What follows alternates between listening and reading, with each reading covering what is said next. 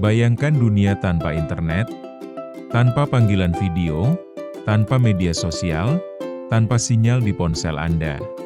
Di balik semua itu, ada sektor telekomunikasi yang menjadi tulang punggung peradaban modern di masa depan. Pada video kali ini, kita akan bahas dan analisa secara sederhana saham-saham di sektor telekomunikasi terbaik yang ada di Indonesia. Sebelum lanjut, informasi pada video ini bukanlah ajakan untuk membeli dan menjual saham. Di urutan pertama adalah PT Telkom Indonesia Persero Tbk dengan kode saham TLKM. Merupakan perusahaan milik negara atau BUMN yang bergerak di bidang telekomunikasi dan teknologi informasi, serta merupakan penyedia layanan telekomunikasi terbesar di Indonesia. Bahkan Telkom Indonesia merupakan salah satu perusahaan telekomunikasi terbesar di Asia Tenggara. Dengan jaringan yang luas, bisnis yang terus berkembang dari seluler hingga layanan cloud, saham TLKM sering disebut sebagai salah satu saham blue chip andalan di Indonesia. Konsisten membagikan dividen, memiliki kinerja keuangan yang stabil, dan didukung oleh pemerintah, membuatnya menarik untuk sebagian investor jangka panjang. Adapun beberapa tantangan yang dihadapi Telkom di masa depan seperti perang harga paket data yang semakin gila, bisa menggerus margin keuntungan, keputusan strategis bisa terkendala proses birokrasi yang ribet, kurang gesit dibanding perusahaan swasta dalam menghadapi disrupsi digital. Ada tekanan politik dalam beberapa kebijakan seperti penempatan direksi, ekspansi, korupsi, dan sebagainya. Untuk harga saham Telkom, sepanjang tahun 2025 ini masih bergerak di rentan harga 2.400-an hingga 2.800-an, bahkan selama 5 tahun terakhir harga saham TLKM, secara keseluruhan masih mengalami minus sekitar 13%. Namun jika ditarik data yang lebih panjang, bisa dilihat di sini sejak awal listing di bursa harga saham TLKM masih dalam posisi naik sekitar 145%.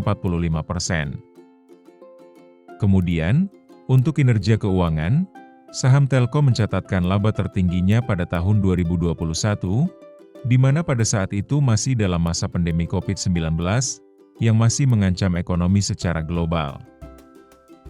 Kemudian pada tahun 2023, juga merupakan pencapaian laba terbesar kedua sepanjang sejarah Telkom.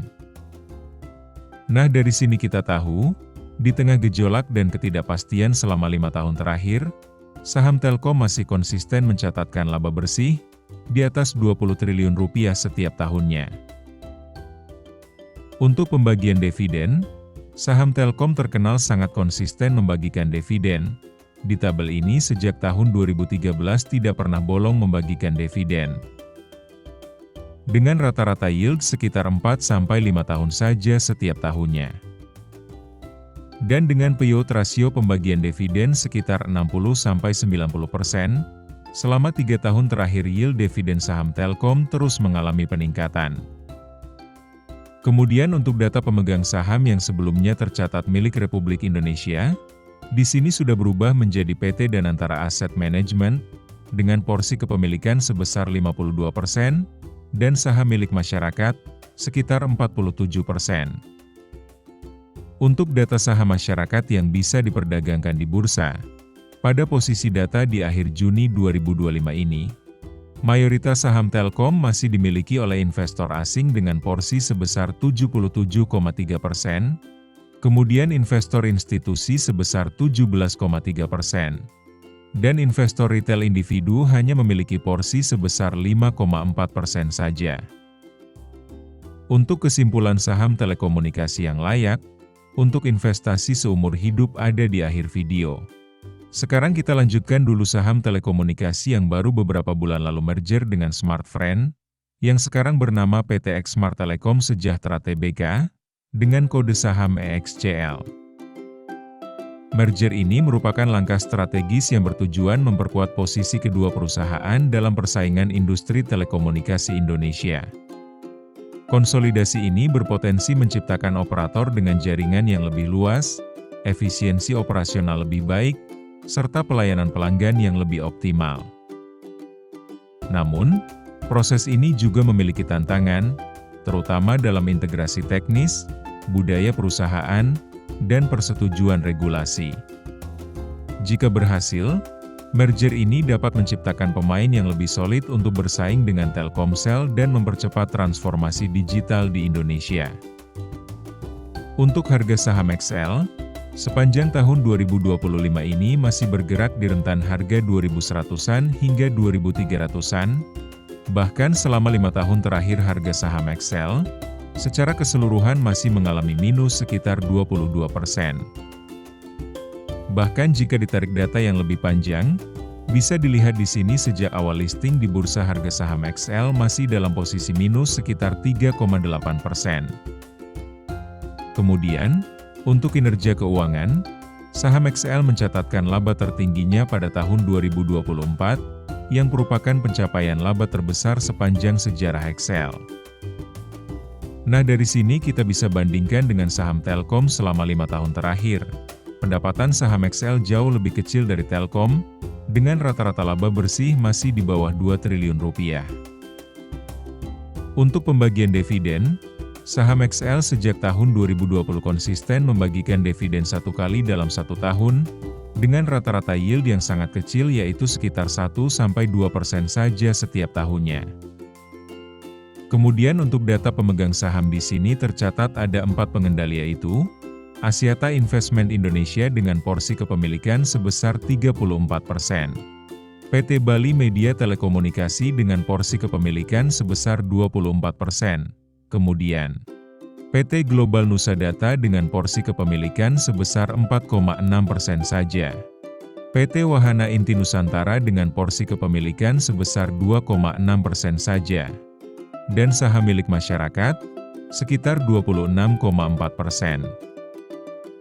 Untuk data saham masyarakat yang bisa diperdagangkan di bursa, pada posisi data di akhir Juni 2025 ini, mayoritas saham XL masih dimiliki oleh investor asing dengan porsi sebesar 64,9%, kemudian investor institusi sebesar 31,1%, dan investor retail individu hanya memiliki porsi sebesar 4% saja. Yang ketiga adalah PT Indosat Tbk, dengan kode saham ISAT. Untuk harga saham Indosat, sepanjang tahun 2025 ini masih bergerak di rentan harga 1.400-an hingga 2.200-an. Namun selama 5 tahun terakhir harga saham Indosat, secara keseluruhan mengalami kenaikan yang luar biasa yaitu sebesar 227%. Namun jika ditarik data yang lebih panjang, bisa dilihat di sini sejak awal listing di bursa harga saham Indosat hanya naik sekitar 58% saja. Kemudian, untuk kinerja keuangan, saham Indosat mencatatkan laba tertingginya pada tahun 2021, yang merupakan pencapaian laba terbesar sepanjang sejarah Indosat. Nah, dari sini kita bisa bandingkan dengan saham Telkom selama 5 tahun terakhir. Pendapatan saham Indosat lebih kecil dari Telkom, dengan rata-rata laba bersih masih di bawah 4-5 triliun rupiah, namun masih lebih besar dari saham XL. Untuk pembagian dividen, saham Indosat pada tahun 2021 membagikan dividen yang sangat besar, dan sejak saat itu mulai konsisten membagikan dividen 1 kali dalam 1 tahun, dengan rata-rata yield yang sangat kecil yaitu sekitar 2-3% saja setiap tahunnya. Kemudian untuk data pemegang saham di sini tercatat ada 1 pengendali yaitu Ooredoo Hutchison Asia Pte. Ltd dengan porsi kepemilikan sebesar 65,6%. Selain itu ada PT Perusahaan Pengelola Aset dengan porsi kepemilikan sebesar 9,6%. PT 3 Telekomunikasi Indonesia dengan porsi kepemilikan sebesar 8,3% saja. Dan saham milik masyarakat, sekitar 16,3%. Untuk data saham yang bisa diperdagangkan di bursa, pada posisi data di akhir Juni 2025 ini, mayoritas saham Indosat masih dimiliki oleh investor asing dengan porsi sebesar 78,4%. Kemudian investor institusi sebesar 21,1%. Dan investor retail individu hanya memiliki porsi sebesar 0,5% saja. Di sini kita coba simpulkan, metode atau strategi investasi yang cocok digunakan untuk ketiga saham telekomunikasi tadi adalah sebagai berikut. Untuk saham Telkom, ini masih layak untuk nabung saham, strategi dividen investing, dan juga untuk kamu yang suka trading. Untuk saham Excel tidak cocok untuk nabung saham. Dividen investing juga tidak cocok karena dividennya sangat kecil. Namun masih cocok untuk strategi trading. Kemudian saham Indosat juga tidak cocok untuk nabung saham. Dividen investing karena dividennya tidak konsisten. Namun cocok untuk strategi trading. Silakan tulis di kolom komentar menurutmu, strategi apa yang paling cocok untuk ketiga saham tadi.